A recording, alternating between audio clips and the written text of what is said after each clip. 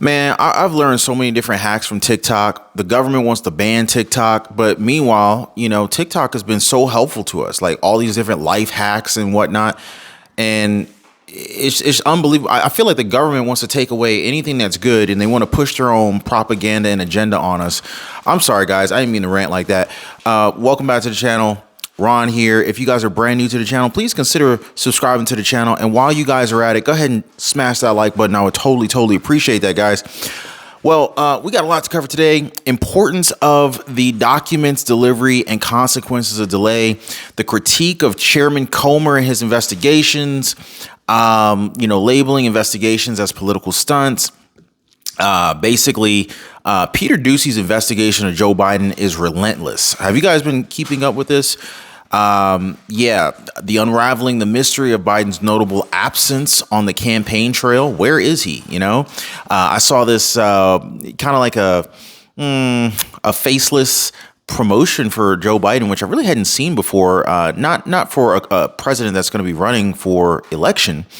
Maybe it's a new method to win over the voters. I don't know. You guys let me know. Like, do you think that, that there should be a campaign debate between the candidates, or should we just allow these candidates to run for president and not actually have a debate, between the incumbent versus those who want to basically take his slot? Drop me some comments down below. Biden's feisty press conference in Japan for the G7 summit. Have you guys seen that conference? Unbelievable. President Biden's response to potential blame for a breach. Biden's meeting with House Speaker Kevin McCarthy and the issue of spending. Yeah, so Kevin McCarthy's non-negotiable stance on extraordinary spending. Guys, we're in debt to our eyeballs. We are in a very unprecedented time in terms of the amount of debt that the United States owes to other countries. Foreign debt, not to mention personal debt, consumer debt.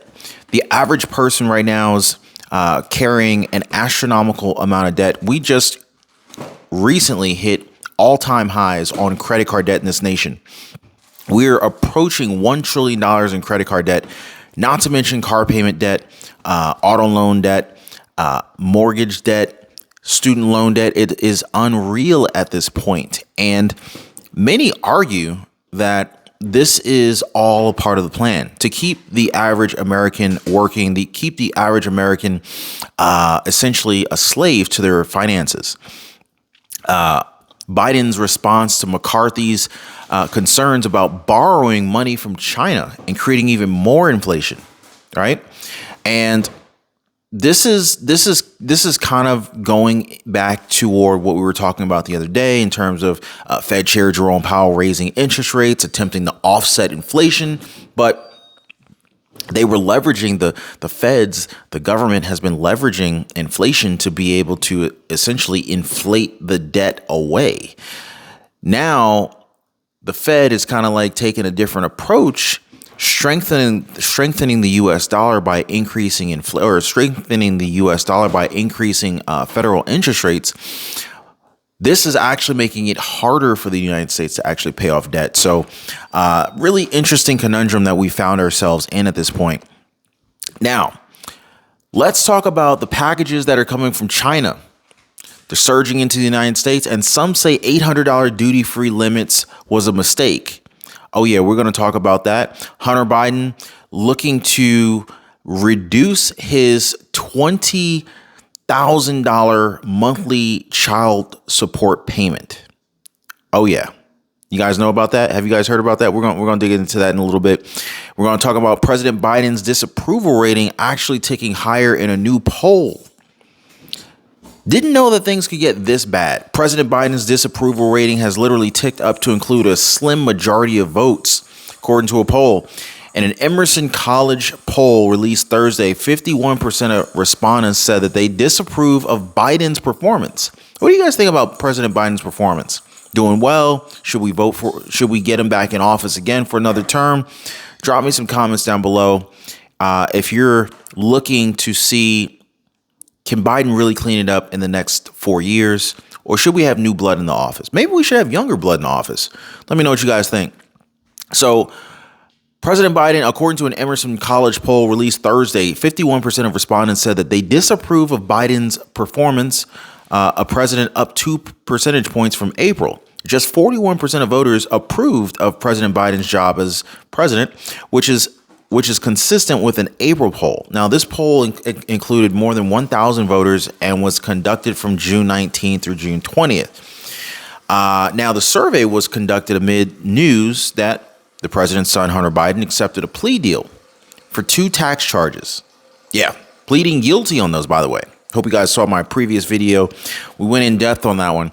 Now, Biden has been fundraising for his reelection campaign in California as a part of a travel blitz to raise money ahead of his first 2024 presidential finance report. Now, I wonder what Governor Gavin Newsom thinks about that. I think there's a good chance that we may actually see Governor Gavin Newsom run. What do you guys think? From a Democratic standpoint, even if you're a Republican, let's say you're forced to vote for a Democratic president. Who would you rather see in office? President Biden for another 4 years?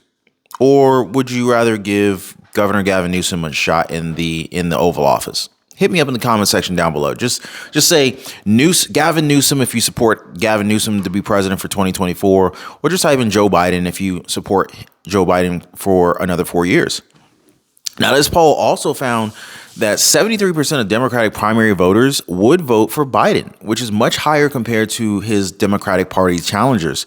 Only 15% of voters said that they would vote for Robert F. Kennedy Jr., and 3% would vote for Marianne Williamson. Meanwhile, the polling of Republican primary voters found that 59% would vote for former President Donald Trump. 21% would vote for Florida Governor Ron DeSantis, and 6% would vote for former Vice President Mike Pence. Really interesting how these poll figures are coming out here. So now speaking of Hunter Biden, let's talk about his baby mama, London Roberts. Did you guys hear about the whole child support payments situation going on with Hunter Biden? So anyway, Hunter Biden and his baby mama have privately settled their child support dispute in Arkansas. Allegedly, we'll just say allegedly, right? According to a source that's very close to his son. So anyway, London Roberts, 32 years old, mother of Hunter's long acknowledged 4-year-old daughter, allegedly agreed to her $20,000 monthly child support payments being slashed after she showed up in person to his deposition in Little Rock last week. Roberts' lawyers told the Post late Thursday that the final terms were still to be determined and declined to confirm that his client had agreed to a reduced monthly payment of $5,000. Now, that'd be a pretty big drop. Now, you got to wonder, what is Hunter Biden doing to be able to afford a $20,000 monthly child support payment? Like, some people don't even make $20,000 a year, let alone $20,000 a month in a single expense going right out the door every single month like clockwork. Quote, "The case is sealed and these are financial terms that should never be disclosed," end quote. So it looks like they're going to keep that a little hush hush. I understand. Quote, "It was significant that London was there at Hunter's deposition last week. I believe the settlement is important to Hunter Biden, but we have concerns that Hunter would use the settlement as a means to promote some agenda of his. There's always more that goes on in a settlement negotiation than people realize." Yep, I understand that. And of course, if you're in litigation, you probably don't want to talk too much about that. You don't want to say the wrong thing that could later be used against you. Now, packages from China, they are surging into the United States. Now, are these packages coming in from Alibaba with people's with entrepreneurs' plans and intents of leveraging these items, these shipments coming in from China for private label purposes, ultimately to be listed on Amazon FBA for $20,000, $30,000 per month profit? That remains to be seen. But Washington, conservatives are anxious to counter Americans' leading economic adversary, and they have their sights set on a top trade priority for labor unions and progressives cracking down on the deluge of duty-free packages coming in from China. Any of you guys watching the show right now, do you order anything from China? You ever hit up AliExpress or what's that website, Wish, anything like that? just drop me some comments down below. Now, the changing political dynamic could have major ramifications for e-commerce businesses and consumers importing products from China valued at less than $800. This is exactly what I'm talking about, guys. Now, of course, the majority of sellers right now, big time sellers on Amazon FBA, they're importing much more than $800 in value at a time. Now, this could add to the growing tensions between the countries. Now, here's the thing. If this actually does take effect, products you're ordering on websites like Amazon and even Walmart allows third-party sellers to sell on their platform. Walmart's prices could technically be negatively affected, or I don't need. Basically, it would be a negative impact for the consumer if Walmart prices end up going up as a result of these essentially tariffs being increased on products coming in from China. We could easily see third-party sellers listing products for sale on websites like Walmart and Target, Amazon.com, being forced to raise their prices as a result of these tariffs being placed. So it really makes you wonder, when these tariffs are placed, like, who is it designed to harm? Because lately we're seeing more harm as consumers, American consumers, then we're really seeing the pain being felt over in, say, Russia, China, and other foreign adversaries. Now, and not to call China an adversary, because we do business with them, but, the tensions are certainly rising. Now, under current law, U.S. law, most imports valued at less than $800 enter duty-free into the United States as long as they are packaged and addressed to individual buyers. It's referred to as the de minimis rule. Efforts to lower the threshold amount or exclude certain countries altogether from this duty-free treatment are set to become a major trade fight in Congress. Now, we've been seeing these, I want to say, this transition. We saw it with the IRS.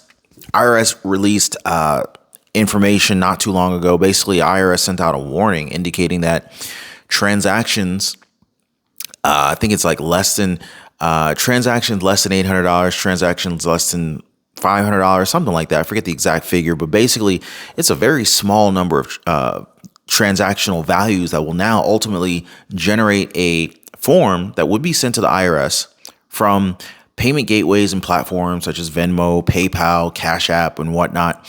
And this could potentially be reported to the IRS as income, even if you're just paying your kid, sending your child money. Maybe you got a kid in college. If you send your kid, $2,000 through PayPal or Venmo or Cash App, there's a good chance IRS may start sending letters or knocking at your door asking for proof that this isn't income. And we're seeing this more here. It's kind of like this attack on these lower dollar values. And we heard from the Biden administration that, basically people who earn less than $400,000 per year would not be paying more taxes. Taxes would not be affecting those who earn less than $400,000 per year. But when you look at some of these actions that are being implemented by the IRS, transactions under $1,000, that's affecting everybody. That's not just affecting people who make more than $400,000 a year. Now, comment down below if you agree. Comment down below if you disagree with me. Maybe I'm misinterpreting something, but that's just the way I see it. Now, we got to follow the money. Republicans released financial records back in March showing that the members of President Biden's family received money from a Chinese energy company, Chinese energy firm with very close ties to Chinese or China's military intelligence. Now, if we follow the money, quote, after the Biden company wired Robinson Walker, LLC, the $3 million, the Biden family received approximately $1,065,000 over a 3-month period in multiple different bank accounts. Yeah, this is according to the House Oversight Committee and on accountability. The House Committee on Oversight and Accountability. Now, Fox News, White House correspondent Peter Doocy, he asked White House Press Secretary Karine Jean-Pierre to comment when this broke out. when this information came out, wondering if she had anything to say about the bank records that showed that the president's family members had received well over $1 million from HK Energy Limited. Now, Peter Doocy also asked for what they had been paid for. Now, this is a question that's really up in the air. So Peter Doocy is really pressing the president hard on where's this money coming from, for what reasons. So last week, President Joe Biden denied that his son Hunter, brother James, and daughter-in-law Haley had pocketed the money, saying it was not true. Bank records subpoenaed by the committee disclosed two payments totaling $35 to Haley Biden. Now, James Biden received $360,000 between April 3rd, 2017 and May 18th, 2017. Really interesting values here. Quote, look, I'm just not going to respond to that from here. Look, we have heard from the House Republicans for years and years and years how the inaccuracies and the lies when it comes to this issue. And I don't even know where to begin to even answer that question because, again, it's been lies and lies and inaccuracy for the past couple of years. And I'm just not going to get into it here. Now, this is what Jean-Pierre, I always mess up her name. Jean-Pierre said back in March. Now, CNN anchor Aaron Burnett said on the air at the time that the payments did not look good for Biden's family from a layperson's perspective. Now, from a layperson, we're lay people, right? We're laymen's. Are we laymen's? I don't know if I really want to consider myself a layman, but let me just ask you guys. Does this look a little suspicious to you? I mean, these payments, and for what reason? I don't know. I'm going to leave that to you guys. And Apple stock could very well soar 37% to be a $4 trillion market valuation. Can you imagine a $4 trillion company right here in the United States?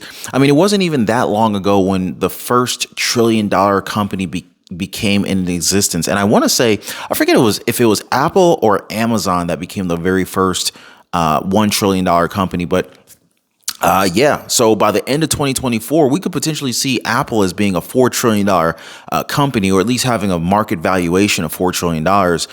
So Apple stock could see one of the biggest upsides ahead right after it's confirmed its breakout above the prior record high of $183 per share. And these shares could jump $37 from current levels to $254 by the end of 2024. Now, Apple stock decisively confirmed its breakout to new highs on Friday, and this could very well pave the way for more upside going into 2024. Now, the firm is this, the thing is that with Apple stock trading at $187 as of Friday afternoon, the stock is actually poised to close above its prior resistance level of $183 per share for the second week in a row. Now, this, if you're a technical analyst, if you're looking at the MACD, you're looking at, different analytical indicators that kind of like give you the tea leaves to help you determine if a stock is going to likely head higher or likely head lower. This looks fairly bullish long term for Apple stock. Now, do you buy Apple stock at this point? Do you hold Apple stock at this point? That's entirely up to you. You got to do your homework. You got to do your own due diligence. I'm not a financial advisor, but many people have asked, hey, Ron, what is the best platform to buy Apple stock? Even as a beginner, me personally, I feel like, you could invest in or purchase Apple stock from whatever platform you feel comfortable with. If it's M1 Finance, if it's Charles Schwab, Merrill Lynch, Robinhood, Fidelity, you name it. Invest where you feel comfortable, so I wouldn't make that call for you. I think that you need to make that call for yourself. Now, this bullish long-term development for Apple stock is generating a new price objective for $254 per share. And this is for Apple stock. And this is representing a potentially 37% upside based on the current price of Apple stock. So that will be a pretty substantial return on your investment. Now, me personally, I'm a big fan of investing in ETFs, index funds that typically track the S&P 500. Why? Because the S&P 500 has had a phenomenal track record of generating anywhere between, 8 to 10% returns on your investment over the last 50, 100 years. And when you're investing in these ETFs and index funds that are tracking the S&P 500, you're getting a basket of stocks. ETFs like Vanguard's VOO, for example, you're getting a basket of stocks versus one Apple stock and putting all of your eggs into a single basket. Now, S&P 500 might generate 8 to 10% returns on your money, but you got diversification. Apple stock, on the other hand, it could potentially see a 37% upside. 37% versus 8 to 10% is a huge difference and could make a drastic impact on your investment portfolio. So do you take the chance and invest in Apple stock, hope for that 37% upside, or do you say to yourself, hey, I'll pass on Apple stock. I'll instead invest in ETFs or index funds that track the S&P 500. Now, obviously, this is your call. You got to do your own homework, do your own research. But another thing you could look at is, maybe I pick up some Apple stock, maybe I partake hopefully in some of this 37% potential upside, but maybe I'll also diversify some of my investment and pick up some ETFs and index funds that are tracking the S&P 500. That way I've got the diversification of, 500 of the largest U.S. companies in the United States based on this S&P 500. But at the same time, I can also kind of blend that diversified portfolio by picking up some Apple shares as well. That's another thing you could look at. Totally up to you. Always do your homework. Always do your own research. Now, this breakout yields a measured move objective of about $254 using the C19 corrective low as a point of reference. Now, this is for those who follow technical indicators and they're watching the support and resistance levels. And it goes on to say here that Apple stock has surged 44% so far in 2023 and has driven the bulk of the S&P 500's year-to-date gain of about 14%. Company recently announced its first product in the AR/VR market, the Apple Vision headset, which will sell for a whopping $3,499 when it's released next year. How many of you guys are aware of this new Apple Vision headset? I've actually seen some reviews on it. Looks pretty interesting. Looks very, very interesting. I can't say I would necessarily buy my kid a $3,500 toy that he can potentially drop, walk around the house, bump into walls and stuff like that. Not exactly down for that, even if they offered a warranty. $3,500 is a little bit chunky for me. But let me know if you guys have any plans on picking that one up. Definitely looks like a game changer potentially. Almost reminds me a little bit of, I don't know how many of you guys watch Iron Man, and you know how when he's at home and he's using his computer system, he's kind of like reaching around and doing stuff like that. And I feel like this Apple VR headset will allow you to basically be Iron Man in your own home and have a lot of access to some cool computing resources, among other things. But anyway, guys, drop me some comments down below. Let me know what you guys thought about today's video. Let me know what was the most interesting thing that we covered in today's video. Drop me some comments down below. Also, drop a like for the video. Consider subscribing to the channel. And I do look forward to seeing you guys on the next one. Y'all be safe.